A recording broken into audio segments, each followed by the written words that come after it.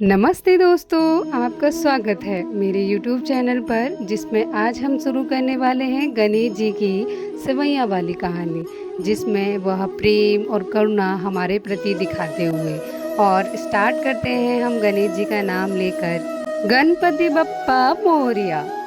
एक समय की बात है, गणेश जी महाराज ने पृथ्वी पर मनुष्य की परीक्षा लेने का विचार किया और तुरंत ही पृथ्वी भ्रमण के लिए गणेश जी ने एक बालक रूप धारण किया और अपने एक हाथ में चम्मच में दूध ले लिया और दूसरे हाथ में एक चुटकी सेवई ले ली और गली गली घूमने लगे।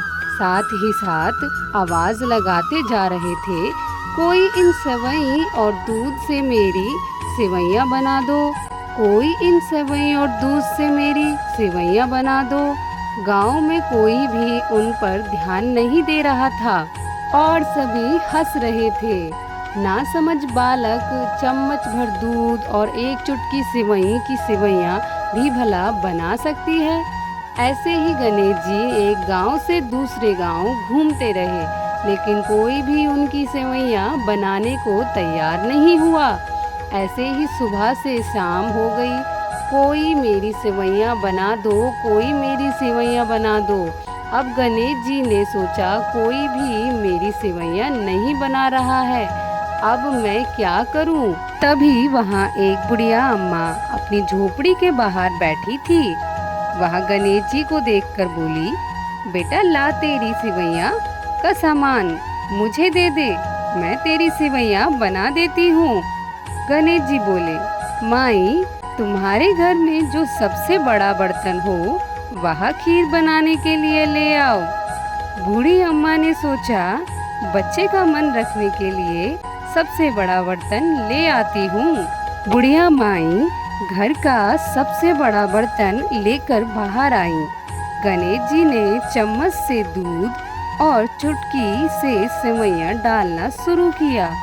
तब बुढ़िया माई के आश्चर्य की कोई सीमा नहीं रही। यह क्या चमत्कार है, कुछ समझ नहीं आ रहा।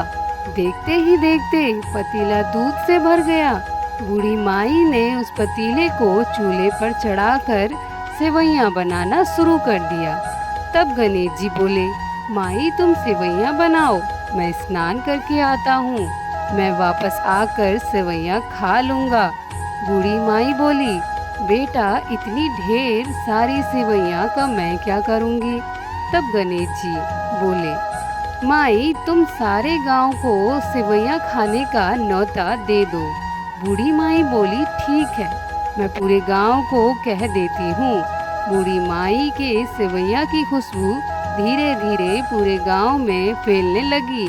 बूढ़ी अम्मा ने घर घर जाकर सेवैयाँ खाने का न्योता दे दिया। चलिए अब देखते हैं आगे क्या हुआ।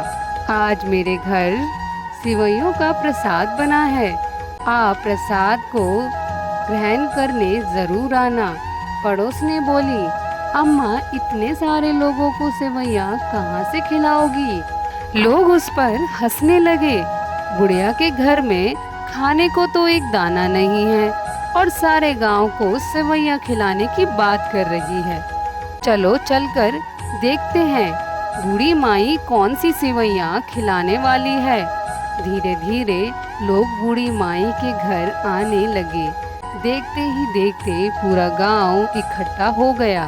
जब बूढ़ी माई की बहू को इस दावत की बात का पता चला तो वह रसोई में पहुंची और सेवैयाँ से भरा पतीला देखकर उसके मुंह में पानी आ गया और वह सोचने लगी, इस पतीले की सेवैयाँ सारे गांव में बांटी तो मेरे लिए कुछ भी नहीं बचेगा। ऐसा सोचकर बूढ़ी माई की बहू ने एक कटोरी में सेवैयाँ निकाली और दरवाजे के पीछे बैठकर सेवैयाँ खाने की तैयारी करने लगी और खाने से पहले बोली, गणपति जी भोग स्वीकार करें। ऐसा कहकर वह सेवैयाँ खाने लगी। बूढ़ी अम्मा की बहू के लगाए इस भोग से गणेश जी प्रसन्न हो गए। जब बाल गणेश स्नान करके वापस आए तो बूढ़ी अम्मा बोली, बेटा तुम स्नान करके आ गए, आओ तुम्हें सेवैयाँ परोस दूं। जब बाल गणेश बोले, माई मेरा पेट तो सेवैया से भर गया, अब आप सेवैयाँ खा लो, अपने परिवार को खिलाओ और सारे गांव को सेवैयाँ खिलाओ। तब बूढ़ी माई पूछने लगी, बेटा तुमने ये सेवैयाँ कब खाई? गणेश जी महाराज बोले, जब तुम्हारी बहू ने रसोई घर के दरवाजे के पीछे बैठकर मुझे भोग लगाया था, तब मैंने सेवैयाँ खा ली। तब बूढ़ी अम्मा समझ गई, यह जरूर गणेश जी महाराज हैं। वह हाथ जोड़कर उनके आगे खड़ी हो गई। गणेश जी महाराज बोले, माई तुम भी सेवैयाँ खाओ, अपने परिवार को खिलाओ, पूरे गांव को सेवैयाँ खिलाओ और उसके बाद बची हुई सेवैयाँ को 4 पतीलों में भरकर अपने घर के 4 कोनों में रख देना।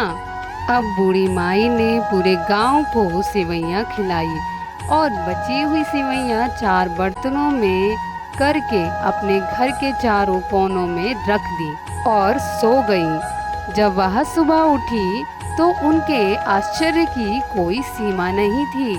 हे गजानन भगवान, यह मैं क्या देख रही हूँ? पतीलों में सेवैयाँ के स्थान पर हीरे मोती और जवाहरात भरे हैं। हे विघ्नहर्ता, आपने मुझ पर बड़ी कृपा करी है। बूढ़ी माई को अपनी दयालुता का फल प्राप्त हुआ। उसकी सारी दरिद्रता दूर हो गई। गणेश जी महाराज, आपने जो दया बूढ़ी अम्मा पर की है, वही सब पर करना। ये कहानी सुनते हुए आप सभी जय गणेश जी महाराज का जयकारा लगाना मत भूलना। और मैं इस कहानी को यहाँ समाप्त करती हूँ। ऐसी और रोचक कहानियाँ सुनने के लिए आप मेरे इस चैनल को सब्सक्राइब कर सकते हैं। नमस्कार।